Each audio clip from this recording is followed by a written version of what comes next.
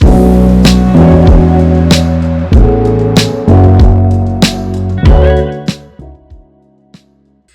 Dr. Letran. Thanks for joining myself and Art today on our How to Open a Dental Practice podcast.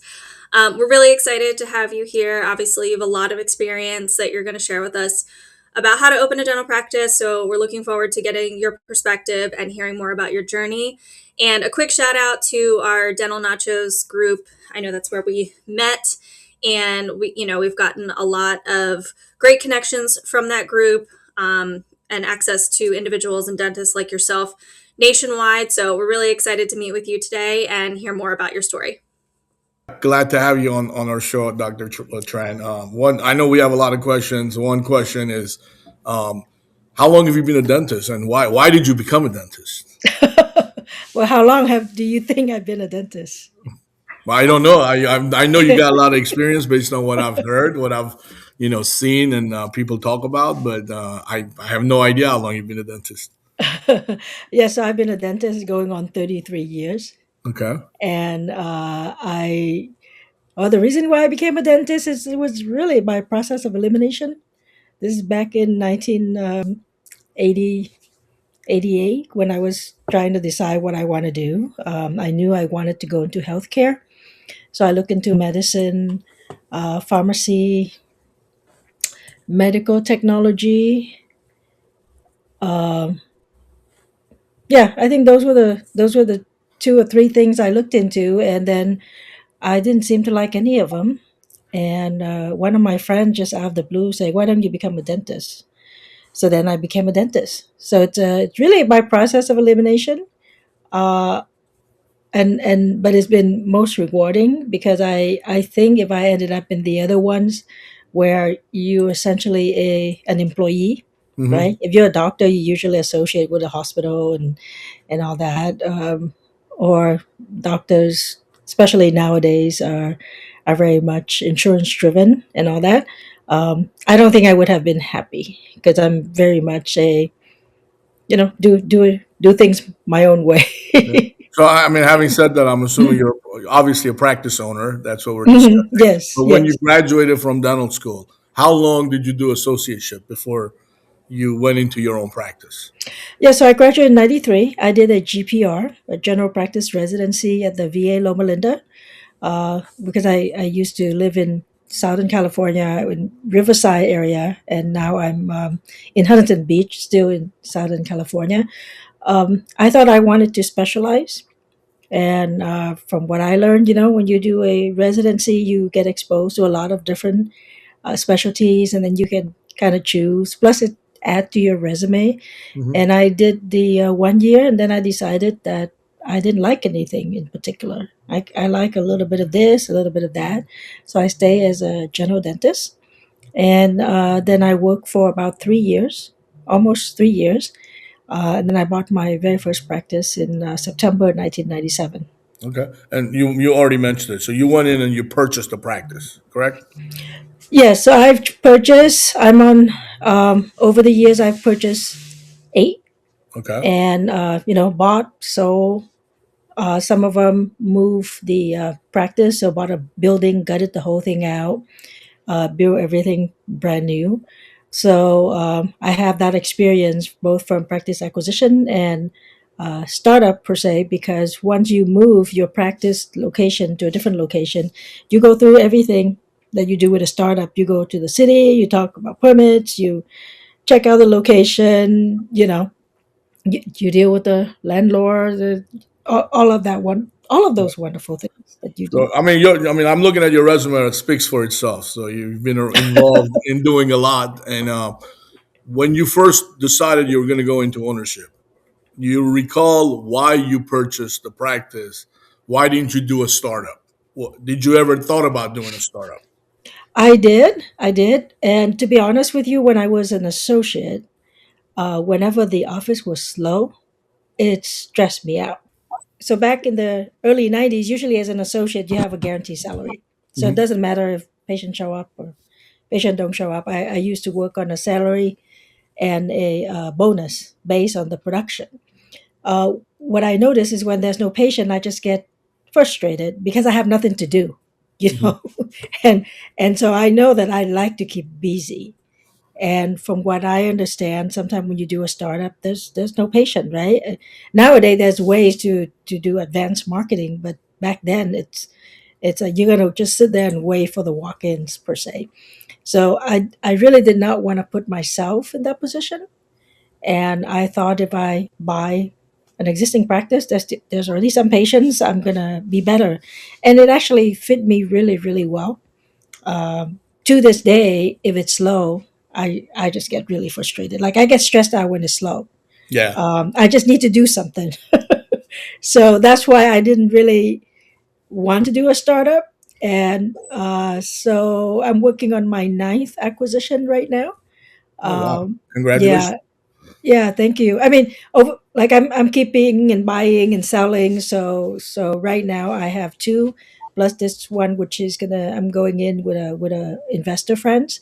But I've always been able to juggle and have multiple practices, group practice, associate So, doctors kind of thing. so I guess one question is the first practice you bought. Mhm. Do you still have it, or you sold that one? I just recently sold it. I had it for 26 years. Wow! Congratulations. Wow. Why? Yeah, Why do thank you? you. Why? What makes you decide to buy a practice versus what makes you decide to sell it? Why do you sell the practice? In this particular case, I moved, Okay. and it's about an hour away, and it's one of those things where it's not like I'm changing career, but I'm doing consulting, coaching, speaking, and I move an hour away, and it really is a totally uh, different Market. Hmm. community, yeah, different market. There you go. Yeah. And I moved because of my daughter. She graduated as a dentist two Oh years wow! ago. Nice. Yeah, Nice. yeah. So I bought a small sort of a startup practice for her as a graduation gift. Oh, And that's and amazing. yeah, I know everybody's like, you could buy a car, and I said, I know, but I, we were kind of planning to move, and maybe she's gonna get married to this person, which didn't. Yeah, I mean, you were saying that you bought her a practice. I would actually agree with that. At least a practice generates income. A car is just gonna go away, right? So you Well, you made the right Appreciate decision. it. I know, but except one gift is 30,000, and the other gift is couple hundred grand. So Yeah, there's a difference there. but one gift is forever. Yeah, They, no, I know. teach a person how to fish. It fishes forever, right? Teach a Right. Yeah, fish for the yeah. person. It's only for one time, right? So Yes, yes. Well, to your point, why did I buy my first practice? Honestly, I was at a point where I go, okay, I think I know enough. The only next step is go do it on my own, right? Because I've worked in multiple offices. yeah, They were multi-specialty, and I see, their the turmoil and the good day, and their challenges, and that I know that I could solve it differently, a better yeah, way. So that's when I say, okay, I just need to do things on my own. And the first practice I bought, which I kept for 26 years, and very proudly, they're patients who stay with me for 26 years.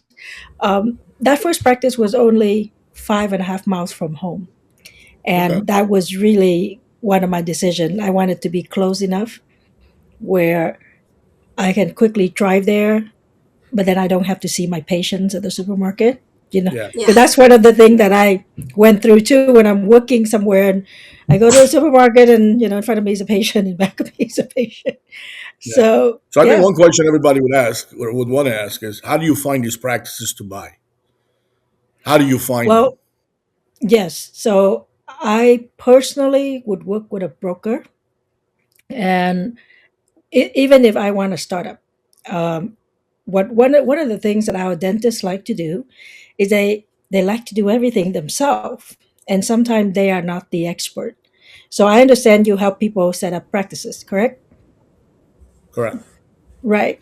So why would I try to set up my practice if you can help me? You, you know, Mhm. it's like, why would I do a molar root canal and, Yeah, and exactly. take hours when somebody else can do it better for me, and the patient still come back to me to do a crown kind of thing. So I guess when we grow older, we value the time, right? When we're younger, we say, "Oh yeah, I can figure this out. I'm going to read this book. I'm going to go to this seminar," which to me, you do need to educate yourself. So you make those educated guess, right? When somebody tell you something, you don't just go, "Oh yeah, I'm going to just listen to that," because you know certain things and you can verify the truth. But to have an expert do it for you is just so much faster. And we're talking catalyst, right? I call myself a success catalyst because Hmm. I'll help you be successful faster, Right. right? And so even if you and I deal with these questions a lot of time in the different Facebook groups, somebody would say, "Hey, I want to open a practice, or I want to buy a practice." And the question that I always have for them first is about clarity. First of all, why do you want to open from scratch? And second, why do you want to buy? Right. Uh, a lot of people who should open from scratch, those are the picky people. You know, those are the one that it's like you want to build custom home, and you want this is the space where I put the piano. Um, rather than you buy a house and then now you're trying to put your piano wherever that fit. So the very I think the very picky people, and I mean picky in a good way, right? You're picky. You want things done a certain way. You're a lefty, for example. My first practice when I that I bought was the doctor was a lefty, so Right. there's plenty of room on the left side. And when I first came in, I go, "How come there's so much space for the assistant?" Right? Yeah. But he was a lefty, so he designed. It's built to suit him, right? On the other hand, if you buy an existing practice, I think it helps if you have certain experience. Like you go in there and you go, "Oh, this room that he has as a doctor's office is too big. Maybe I want to make it into a surgical suite." And then I'm going to move the doctor's office to another corner. Like you can see how you can change things. So to that extent, a broker can help you. Like my advice is, okay, I would tell the broker I want a space or an office within 30 minutes drive, depending on where you live. 30 minutes drive in Southern California is probably 10 miles, right? So within 30 minutes drive, I wanted at least three ops. Now, when I'm talking to the broker, I say, I want at least five or six ops because, my thing changed, right? My Right. desire changed. Um, do what kind of community? I want a mixed community. I want Hispanic, white, Asian, or what kind of income, right? If you're in an area where it's a lot of blue collar, you know that your fee is going to be a certain fee. If Right. you're going to go and open it up in Beverly Hills, your fee is going to be a different fee, and then your rent is also going to be different. You go to Beverly Hills and in Southern California, you probably pay $12,000-$15,000 rent, right, for a tiny little office. Or you can go to, I guess, Houston, in another state, another city, and pay a lot less rent. So these are some of the things that when I'm working with a doctor, these are some of the questions I ask them and see if they even have an answer. Because if they don't have an answer, they just don't have that clarity yet. Right. So And you then the give next, parameters. You give parameters to the broker, and then ask them to go yes, find the yes. space. So why should I do that work, like, as a Right. dentist? That's his Sure. expertise, You're right? delegate.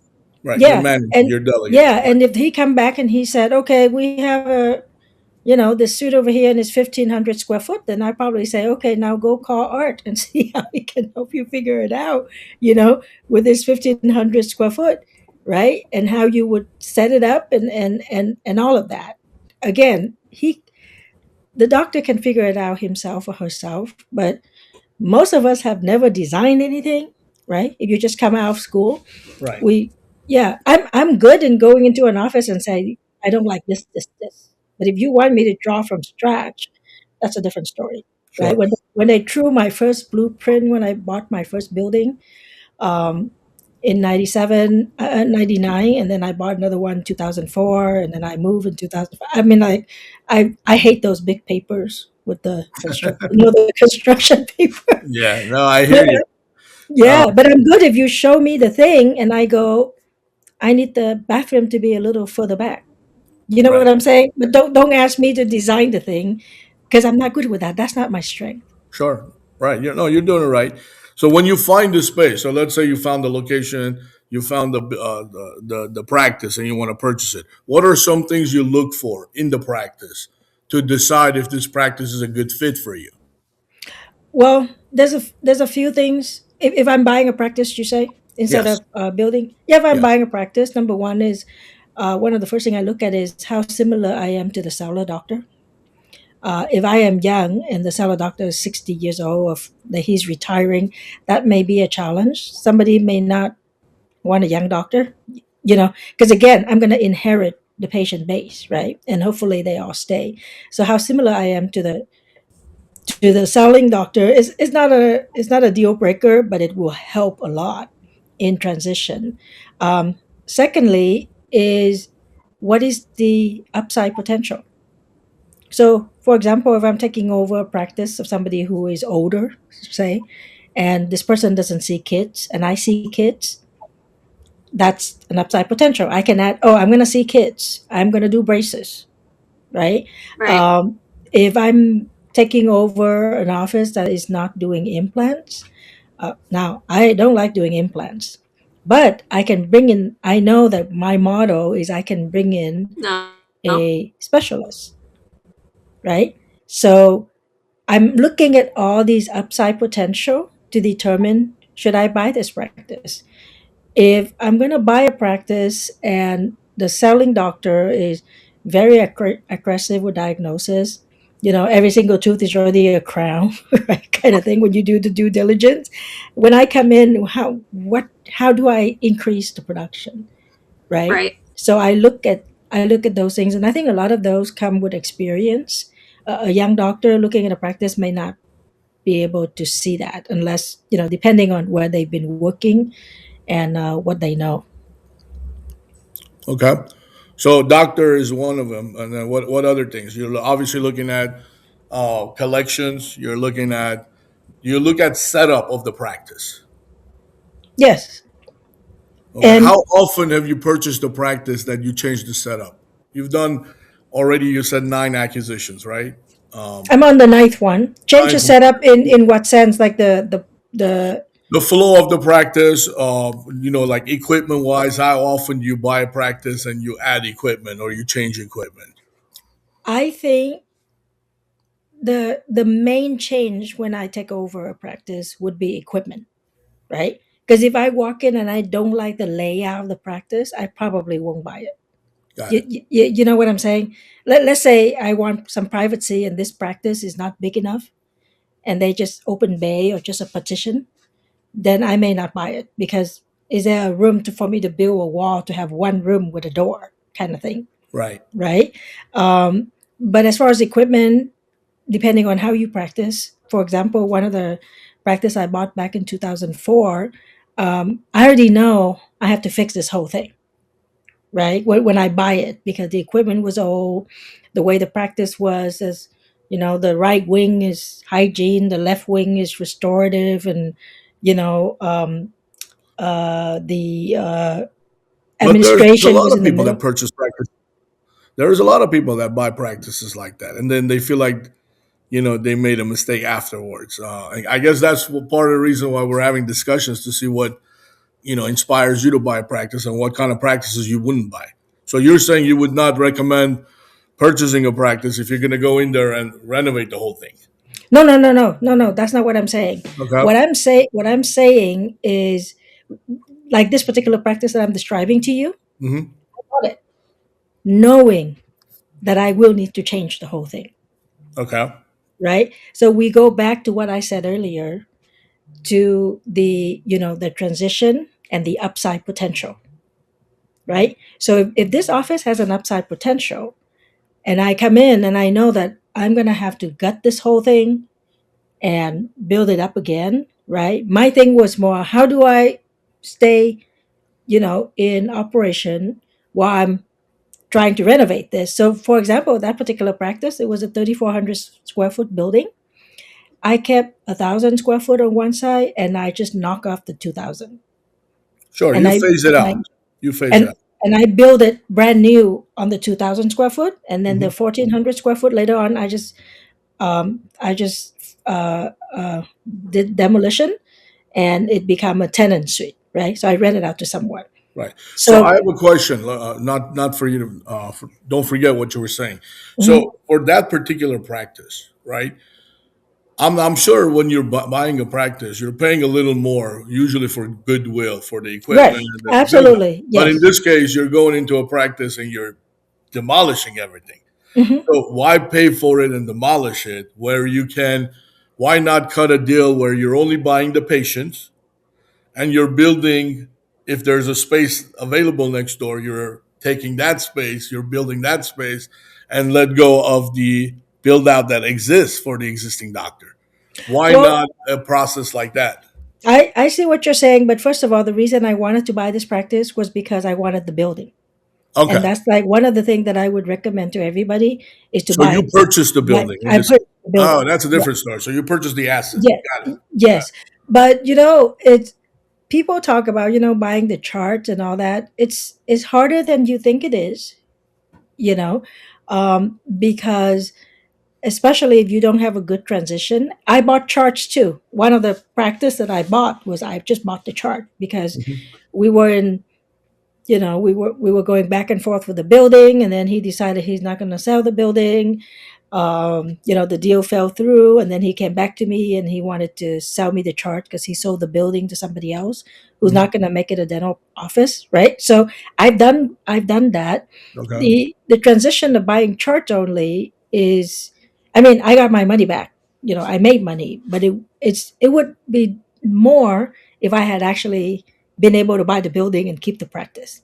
So the goodwill, I think, is with the whole thing. The goodwill is not just the chart. You know what I'm saying? So I think when somebody look at an older practice, for example, I think it's more and the way that I what's the word, like I'm trying to think of the word, but justify, right? How I justify it myself to Mhm. myself is, let's say it's Dr. Art. Well, Dr. Art could work here, so could I, right? If Dr. Art only has one computer, I can at least get started with just that one computer. And Sure. maybe in 3 months, I'm going to make it into 10 computers or whatever it is. So I'm more about, let me work with what existing right now because it worked for somebody else. And then I can change it, one step at a time. Yeah. So the concept has been tested. It works. Why Mhm. break it if it works? I completely understand Well, that. but then it That. depends on you also. If Yeah. you're the kind of person that like brand new stuff that you have to be high tech, what I'm saying is you can still buy an old office, knowing that there's a cost associated with it. Hmm. And then I'm going to go and bargain with the seller. We were doing this with a practice in downtown LA. We said, okay, doctor, I will buy your practice for this much, but I know I need to put another 300 in Right. to make this the practice that I want, Right. right? So what am I buying? I'm buying goodwill. Essentially, just exactly what you say. I'm going to buy the goodwill. You've been here 30 years. That's what I'm buying. But I have to put in 300,000 or so to upgrade your office, and then your left side of the practice, it's just like file cabinets and storage. I need to put two more chairs there.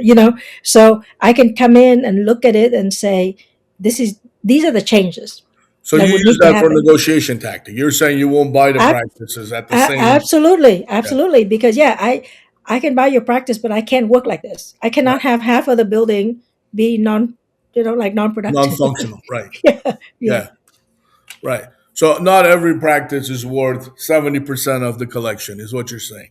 It all depends on the setup of the practice. A lot of people, believe it or not, that I associate with, they end Mhm. up buying practices just because, their CPA said it or their broker said it, but the practice doesn't function. Then they get frustrated when they have to spend 400,000, 500,000, you know, building it from scratch or changing the equipment or adding the construction to it.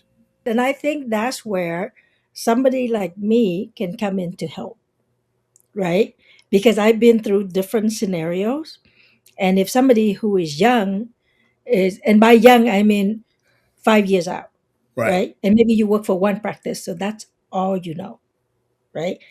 For my 3 years of working for somebody after my GPR, I think I worked for 6 or 7 practices, and some of them are the same owner, multiple locations. One of the practice I almost bought. Like we went through the whole thing, and then he was listening to his broker, and they wanted some crazy price, right? And I told him your practice isn't worth that much because I run the practice. I mean, I'm like, you're not here. I know the value of the practice, and we didn't agree on the price, so I move on. So the thing is, again, sometimes when somebody come in and say, "Oh yeah, I'm just going to change that later," well, change that later, but you need to know how much it's going to cost, Correct. right? And then you go in and you say that, or like this particular office that we were looking at, it's an older practice, right? Like if I were to go in and take over the lease, I would tell the landlord, I want 2 months free rent for tenant improvement because I can't have the practice looking 30 years old, right?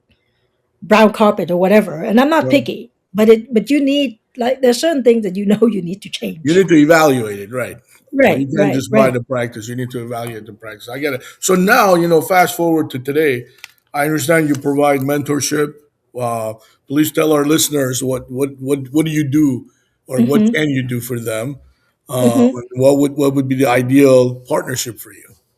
Yes. So, for all of your listeners, your clients, your potential clients, I would offer a 30 minutes phone call if they want to call me and say, I'm looking at this, what do you think? Right? I can certainly give back that way, right? Because like I said, when it's like if you know how to do dentistry and somebody asks you a question about operative, you know the answer. Sure. It's kind of like that, right? Yeah. Above that, I also offer, coaching and consulting for, could be for 6 months, could be for a year. I think especially for someone who hasn't been working in different practices and see different systems, I think the best and the fastest way to success is to have a consultant who help you, right? And not all consultants are the same. I'm very much about the bottom line, like, this is the profit right now. What can we do? What are 3 things we can do, 5 things we can do to increase this profit? And most of the time, it's not going to be go buy a CBCT. Right. You know, yeah, it's not going to be buying a new equipment. It's not going to be new furniture. That's why I said earlier, you go in there and you ask yourself, can I work in this environment? Because obviously the previous doctor did, right?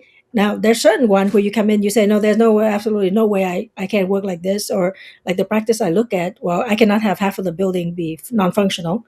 It need to work for me, right? So yeah, so I also help support that way. We do it for 6 months or for a year, and it's pretty much a guarantee that you're going to make your money back with working with me and more, because again, my goal is for the doctor to be successful.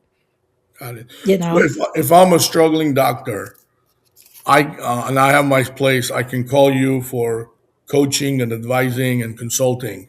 And your charges a flat fee? Is it a percentage fee? How does that work? How does that relationship work? yeah, like the first thing we would do is we'll do 30 minutes call, right, to kind of pinpoint certain things where Right. I know that I can help you, and I would give you the answer to those, right? And guess what, a lot of people don't do they have the They, answer. they don't do what you tell them, right? Yeah, we have this joke among consultants. Don't be an asshole. Ask, like ASK, like you Yeah. just ask, you get the Ask. answer, Yeah. and you don't do anything about it, right? So that's where the mentorship, the coaching comes in, where I'm pushing you to Yeah, do but this. believe it or not, I see that a lot. A lot of people know what to do in theory, but then Hmm. they don't do it.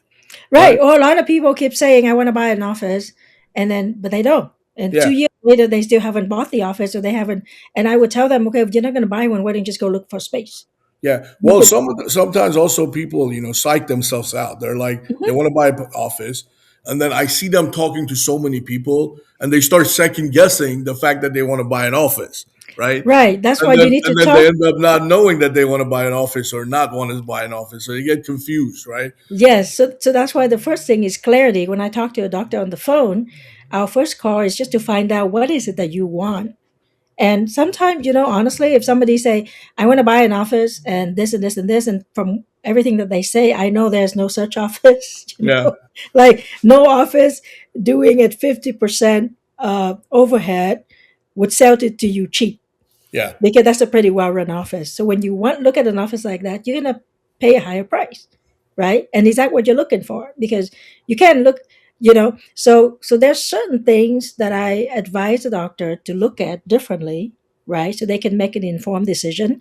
And what I would say is, once you committed, just listen to, obviously when you have a consultant or a coach, and listen to that person first, right? And you don't need to go ask for other people's opinion, because I will tell you right now, you go ask a question, there are 20 people who have an opinion, and of those 20, you don't even know who actually have that same scenario. You Well, if know, there if 20 people are related and they're in business, everyone might have a different opinion, but that does not mean, it's not going to work for you, or it is going to be work. What's black and white is not black and white for you, right? Because everyone has a different philosophy. You and I can achieve the same thing differently. right? Well, I'll give you an example. If you ask me, hey, Dr. Letran, should I go and open an office in Beverly Hills? Yeah. Okay, I will give you my opinion. Yeah. I've never had an office in Beverly Hills. That is not my target market, but I Right. will give you an opinion. Correct. So, and then if you're gonna take my opinion and follow, I'm not sure that's very smart. Correct. You should talk to somebody who has an office in Beverly Hills and are happy there, and maybe somebody who have an office in Beverly Hills and are not happy there. Right. You know what I mean? Because now you can see the two sides, why this person's happy, why that person's happy, but their experience is in Beverly Hills. Correct. Well, I Yeah. mean, you got to do your target market study as well. Like you said, Hmm. that's not your target, and that's why you have not followed that route, right? But Yeah, that but doesn't mean it's not going to work. I can still give you an opinion. That's my point. Right. And Yeah. that's what confuses. I think every dentist goes through the same confusion when they start new and they ask a lot of questions. And like you said, I'm an outspoken person too. I will give you an opinion as well. Hmm. Even if I wasn't in that market, I'm still giving you my opinion because you're asking for it, right? But Right, right, but right, whether it's right fit or you for you or not, that's right. something you have to take it in and evaluate it. And that's one thing people have to learn how to do. Yes, yes. And again, my whole thing is about leveraging experts. If Yeah, this is something that I'm doing for the first time, I'm going to have somebody who helped me who has done it more than once, right? If this is my first time trying to build out an office, I would work with somebody like you, right? And where you can give me the advice of, how you lay it out, what's the most productive way, these are the things. sure, One of the things that I learned, of course, over the years is the contractor. If I'm going to build it out, I'm going to hire the contractor who knows the city, 'cause that will speed up things a lot, right? A yeah. contractor who is local, where if the city hall and planning department is only opening from 12 to 2, you better make the time to be there from 12 to 2 and and get my project going, rather than telling me, oh, at 12 o'clock I'm somewhere else and Well, it's I either the can't be there. contractor to correct that. It's either the contractor or the architect, depending on who's pulling your permits. Well, usually it's the contractor. The like for me, Yeah. usually the contractor, like, take care of all that. Well, you've You know. taken that approach, but think about it Mhm, for a second. You're hiring a contractor on what 200,000 value of a mhm, project. Let's assume, mhm, right? But if you hired an architect, you would be only committing 20,000, 25,000, 30,000 mhm, for that same project, right? And then that architect has to draw, mhm. clarify that picture for you, and then the contractors bid accordingly. So you don't know if you hired a contractor, you hired the lowest bidder or not, because you don't know what that contractor was giving you because there was no drawings. Well, You I will see? tell you, I've been very lucky. So I work with Yeah. one contractor So it's for a several relationship thing. You hired a for several relationship. years, and probably pay him more than $1 million over the years. Back from 19, I don't know, 2004. Hmm. And usually, what he will do is he has a relationship with the architect, Sure. right? So when he give me the price, it's everything. Um, if I I get have it, but what I'm saying Yeah. is you don't know if that's the lowest price. So you're working with this contractor on a relationship base, not because he's the cheapest. I work with a contractor from a referral from a dental company, Hmm. right? So this contractor has built other things, and the contractor has competitive prices because, and this is kind of a secret, right? He builds nail salon. Okay, Hmm. nail salon is very similar to the dental office, Sure. but you So is got plumbing restaurants. every chair. So are No, no, the restaurants. thing is like no, because you have plumbing to every chair, Sure. not in a restaurant, okay? But the thing is, he may not charge you as much. So sometimes you have to look at those things if you're trying to get the best price, right? If you go to somebody who say, we only do dental office, and you know this very well, sometimes there's a markup because you're dealing with with a particular group, right? So I would be looking at that. Or you hear conversation, in these Facebook groups all the time. Oh, I need some additional cabinet. Well, are you going to go to a dental company, or are you going to go to somebody who build cabinet? As long as you can dictate to them what it is, they may give you at a better price. So this is all about the economics of it, Right. right? And how sensitive you are, or how conscious you are, about the whole, how much a project may cost. Sure. But even so, going to a contractor, my I guess my question, my comment is, you don't know if that contractor has given you the best price out there because you Mm-hmm. have nothing to compare to.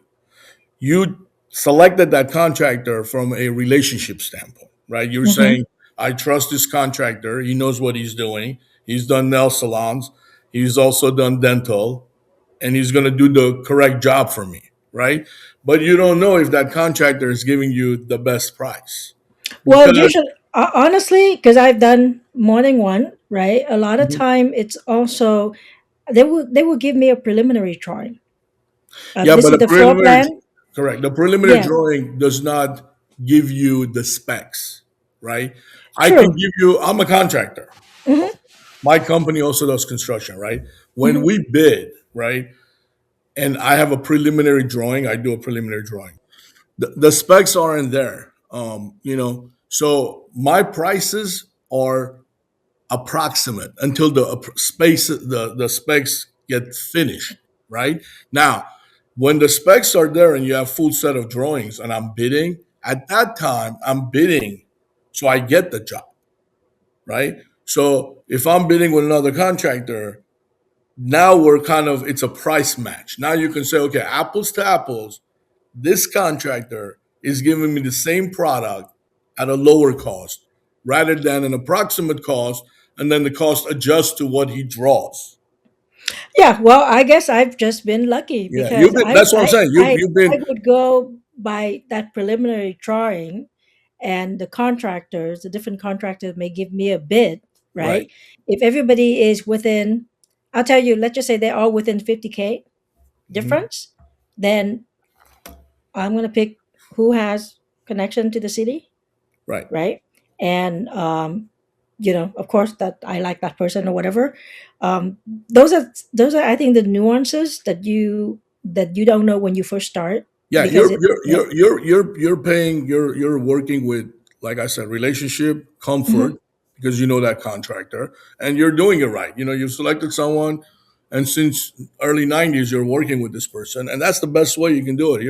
You're the perfect person, because nothing goes more than the relationship, and obviously the contractor's doing things right because you've stuck to him Mhm. and you Mhm. guys have grown and he's grown with you, and there's a trusting. I'm not trying to take that away from any Mhm. contractor. I think that's how it should be.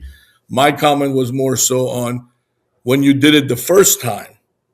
After you build a relationship, obviously you know that he's the person for you, but when you did it the first time, you had no way of knowing he was the lowest cost because there was nothing tangible. See, for Mhm. a practice, we can talk about this for years, hours, right? For a practice, when you're going to buy practice, you're looking at a practice and you see the practice, you see how it functions, you Mhm. see how much it makes, you see how much what the floor plan is, you see the layout, you understand where the pain points are, what you have to fix when you buy that practice, right? Right. When you're selecting a contractor from the beginning, and now I'm trying to educate everybody that's listening, right? Mhm. Mhm. When you're selecting a contractor from the beginning and you have a sample drawings, right? You don't have any of that I just mentioned to you for the practice. You don't see Hmm. it. You only No, see a I know, I know, you're I know. seeing a generic sample practice, and you want to buy that sample practice knowing the generic style, right? Something you would never go ahead and try to price out because it'll be risky for you to price out. And that's the same thing that works out when we're talking about contractors and selecting a contractor from the very beginning when you're trying to select them due to cost. Yeah, so that's exactly where I say you need to work with somebody who Yeah, have the experience, because if you don't, there's gonna be a lot of back and forth, right? Maybe you didn't communicate. Like I'll give you an example. The first time we built a new office, I said I need two bathrooms, right? right. Because I don't want to deal with one bathroom from the from it was like a little bit less than 1,100 square foot, Oh and wow, that's small for two I know, bedrooms. and Yeah, we went to 2,500 square foot, right? yeah, And I say the very first thing, I need two bathroom, I need a kids playroom, right? And I need a big waiting room, because we were all crammed in that yeah, little room. And so that comes from experience, yeah, right? So, and it comes from the experience of working with, a volume practice, where yeah, I know that, there's certain things that happen on ortho day. You sit a patient and the chair is still not empty because the parent is still sitting there, right? yeah. You take the kid back and the parent is still sitting there. So you didn't really clear out the room per se. So, yeah, I mean, all of this Fun, conversation Funny you has. mentioned that. I have a client right now, an Uh-huh. orthodontist, Hmm. and he says something similar. He's like, "I want a shower in the one of the bathrooms," and I was like, "Why do you want a shower?" And then he's like, "I'm gonna start biking to work." Hmm. Um, and I'm like, "Do you bike to work now?" He's like, "No, I don't." I'm like, "Well, you're never gonna do that, so we can forget the shower. I'm saving you money right now." Yeah, well, it's just like me. I need a nursery room, right? And but for 26 years, never got to, you know, Use yeah, it. yeah, use it. But my kids would come, and when they were little, and they would go sit in the doctor's room. Yeah, Okay. And if they need something, they come out and they stood behind the patient. I'm yeah, working and the assistant could see them, and I may pause and go, like, what do you want? Right. And then they say, I want whatever, right? And we deal with that. So yeah, again, when you are designing something for the first time, right? It's like designing your home. You get emotional. I want this and I want that. And you need a voice of reason. yeah. You need a contractor, right? You need somebody like me to just tell you, no, you don't need that, right? Yeah. So, I mean, we've been talking for a long time. How do people find you? How do you want them to contact you? Is there a Yeah, they can go to a page. It's called Coach ROI, COACHROI.com, okay? and there's some questions on there. They can put their name. They can kind of say, okay, I'm looking for this. I have too much stress. I want to make more money. Whatever it is that their concerns may be, and then we can schedule a call. We get on a call and we talk for 30 minutes. Find out what they are looking for, what they need help with. I will give them some answers right then and there, and I will offer to work with them, to go longer term, so I can help them and ensure that they'll be successful. Great. I want to thank you again for joining me today and discussing this. Um, and look forward to meeting you in person Yeah. one day. Well, thank you so much for taking the time and setting up the platform and doing interview to share these stories and the strategies, and to help the dentist be more successful. Thank you. Appreciate it. Thank you.